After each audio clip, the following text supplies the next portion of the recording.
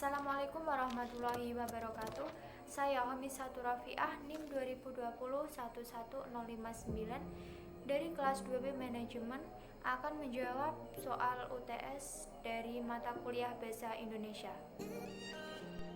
Pertanyaannya, 1. Jelaskan berdasarkan temuan mahasiswa di lapangan, faktor apa saja yang menyebabkan terjadinya kesalahan penulisan ejaan. Berikan contoh kesalahan ejaan yang sering muncul.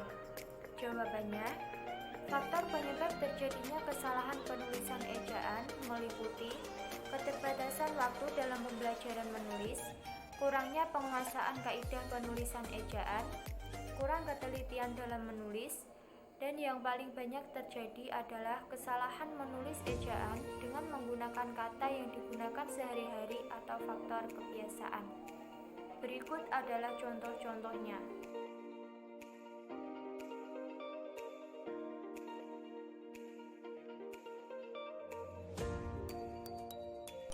Pertanyaan yang kedua, bagaimana langkah membedakan kutipan langsung dan kutipan tidak langsung dalam proses pengutipan? Jelaskan dan berikan contohnya. Pengertian kutipan langsung adalah mengutip kalimat tanpa mengubah dari sumber aslinya. Jadi, di sini yaitu sesuai atau persis dengan aslinya. Sedangkan kutipan tidak langsung adalah kutipan dengan mengutip kalimat kembali dengan cara mengubah atau meringkas kalimat dari sumber aslinya, tetapi tidak menghilangkan makna murni dari sumbernya. Langkah-langkah membedakan kutipan langsung dan tidak langsung adalah: 1. Tulisan. Kutipan langsung selalu meletakkan penulisannya di awal kalimat. Setelah itu, panjang kutipan langsung kurang dari 6 baris yang kemudian inti gagasan atau ide pokok tulisan diapit dengan 2 tanpa petik. Tanda petik tersebut berisi kutipan langsung. Sedangkan dalam kutipan tidak langsung, hal tersebut tidak perlu dilakukan. 2. Kalimat. Kutipan langsung biasanya digunakan oleh penulis di awal kalimat dan disertakan tahun beserta halamannya. Sedangkan kutipan tidak langsung, nama penulis selalu diletakkan di akhir kalimat dan juga menyertakan nama penulis beserta tahun terbitnya sumber tersebut. 3. Struktur tulisan. Kutipan langsung biasanya digunakan dalam menulis untuk menjelaskan sesuatu. Misalnya saja definisi tentang kata-kata yang umum terjadi, seperti definisi pernikahan usia muda atau narkoba dan lain sebagainya. Sedangkan dalam kutipan tidak langsung biasanya digunakan oleh penulis untuk memperkuat gagasan atau ide yang kita usulkan. 4. Kemudahan. Kutipan langsung terasa lebih mudah digunakan karena kutipan langsung tidak memerlukan perubahan redaksi atau sama persis. Sedangkan untuk kutipan tidak langsung, proses perubahan redaksi perlu untuk dilakukan agar tulisan yang dibuat tidak dianggap plagiarisme. 5. Kepanjangan. Kutipan langsung biasanya lebih panjang dibandingkan dengan kutipan tidak langsung. Alasannya, karena kutipan langsung semua ide dan redaksinya secara utuh kita ambil, sedangkan pada kutipan tidak langsung, kita hanya cukup mengambil idenya tersebut. Berikut adalah contoh-contoh dari kutipan langsung dan kutipan tidak langsung.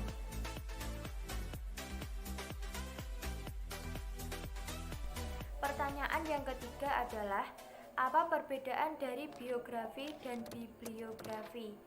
Jelaskan disertai dengan contohnya. Perbedaan biografi dan bibliografi adalah: biografi adalah riwayat hidup seseorang yang ditulis oleh orang lain, karena biografi disusun oleh orang lain. Dalam menulis biografi, biasanya penulis biografi mengandalkan berbagai sudut pandang terkait tokoh serta bermacam dokumen pendukung.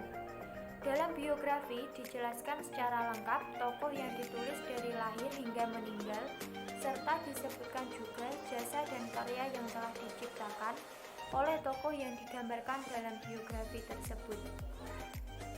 Sedangkan bibliografi berdasarkan KBBI atau Kamus Besar Bahasa Indonesia adalah: bibliografi adalah daftar buku atau karangan yang merupakan sumber rujukan dari sebuah tulisan atau karangan atau daftar tentang suatu objek ilmu. Dan bisa dikatakan bibliografi adalah daftar pustaka. Bibliografi mencakup deskripsi buku yang meliputi judul, pengarang, tahun terbit, nama penerbit, serta kota penerbit. Berikut adalah contoh dari biografi dan bibliografi. Pertanyaan yang keempat adalah: apa perbedaan makna antara kata pukul dan jam jika dilihat dari penggunaan untuk menunjukkan kata pergantian waktu? Jelaskan disertai dengan contoh kalimatnya. Jawabannya, antara kata jam dan pukul mempunyai makna yang berbeda. Artinya, jam tidak sama dengan pukul pun juga tidak boleh disamakan, sebab konteksnya berbeda. Kata jam menunjukkan makna, masa, atau jangka waktu, sedangkan kata pukul mengandung makna saat atau waktu. Dengan demikian, jika maksud yang ingin diungkapkan adalah saat atau waktu, maka kata yang tepat digunakan adalah pukul, bukan jam. Contohnya, perkuliahan hari ini akan dimulai pada pukul 9 waktu Indonesia Barat. Dan contoh yang kedua adalah: saya biasa bangun pagi pada pukul 4:10 waktu Indonesia Barat. Sebaliknya, jika yang ingin diungkapkan itu masa atau jangka waktu, maka kata yang tepat digunakan adalah jam, bukan pukul. Contoh yang pertama adalah: saya tidur di malam hari selama 5 jam. Pertanyaan yang kelima. Bahasa berdasarkan hakikatnya merupakan sistem bunyi bermakna. Jelaskan pernyataan tersebut dan apa kaitannya antara sistem bunyi bermakna dengan pengguna bahasa. Jawabannya, bahasa adalah sebuah sistem. Artinya, bahasa itu bukanlah sejumlah unsur yang terkumpul secara tak beraturan, melainkan sebaliknya. Bahasa adalah sejumlah unsur yang beraturan. Unsur-unsur bahasa itu diatur.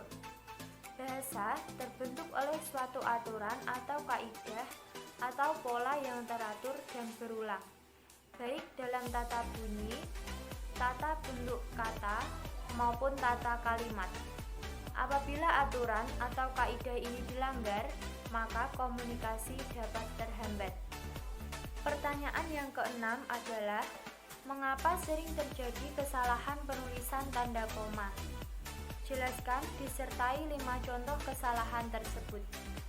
Jawabannya adalah: tanda koma banyak disalahkan penggunaannya, ketelitian dari si pengetik, dan ada pula dari motivasi.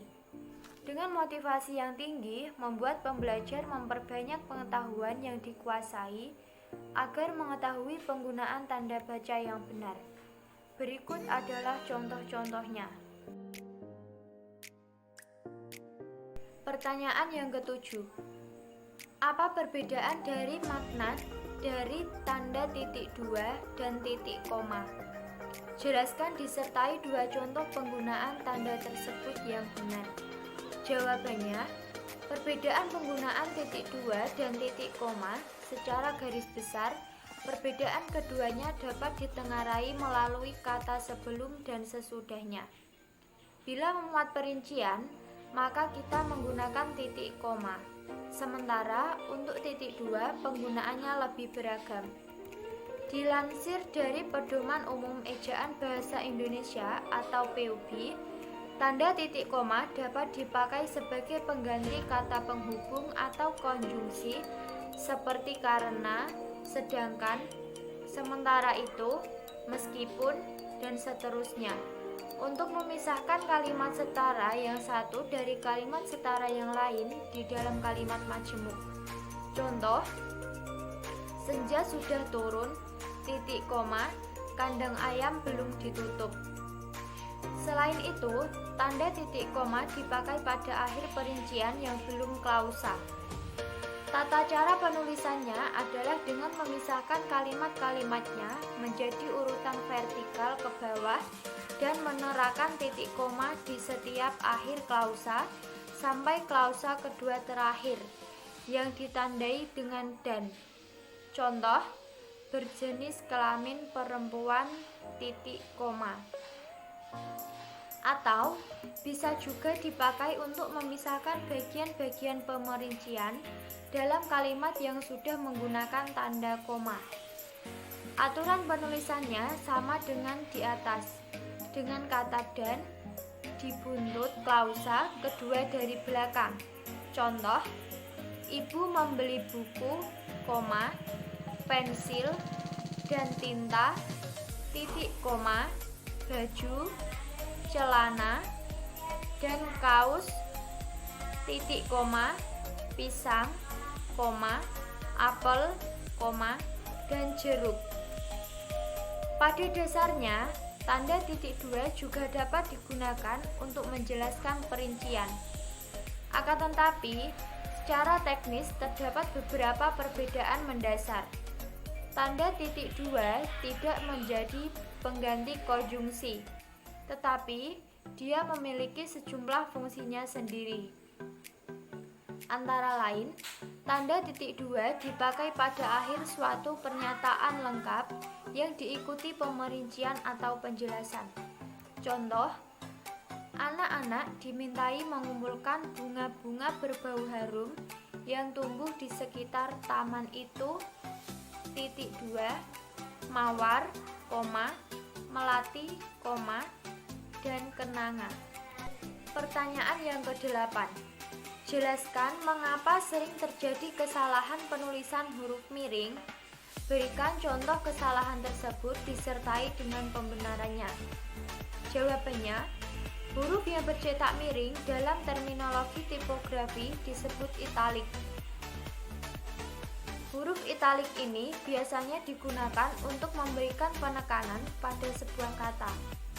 Di samping itu, huruf-huruf ini juga dipakai untuk menunjukkan istilah atau kata yang berasal dari berbahasa asing.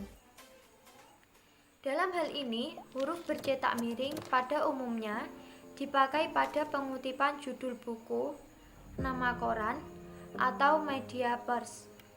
Selain itu, huruf miring juga biasa digunakan untuk menegaskan kata atau bagian tertentu dalam kalimat atau penulisan kata-kata yang bukan merupakan bahasa Indonesia, seperti istilah bahasa Inggris dan bahasa daerah. Berikut adalah contoh-contoh penulisan huruf miring yang benar dan yang salah. Pertanyaan yang ke-9 adalah, jelaskan bentuk kesalahan penulisan konsonan dan vokal pada karya tulis ilmiah. Berikan contoh kesalahan tersebut disertai dengan pembenarannya.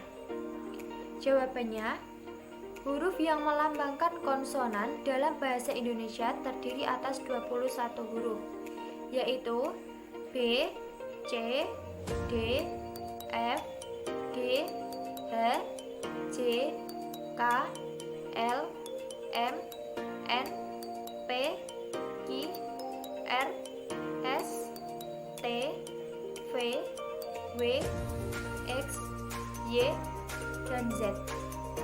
Keterangannya, huruf Q dan X khusus digunakan untuk nama diri dan keperluan ilmu. Vokal atau huruf hidup dalam fonetik adalah suara di dalam bahasa lisan yang diciri khaskan dengan pita suara yang terbuka sehingga tidak ada tekanan udara yang terkumpul di atas glotis. Vokal kontras dengan konsonan yang diciri khaskan dengan penutupan satu atau lebih titik artikulasinya di sepanjang rongga suara. Berikut adalah contohnya.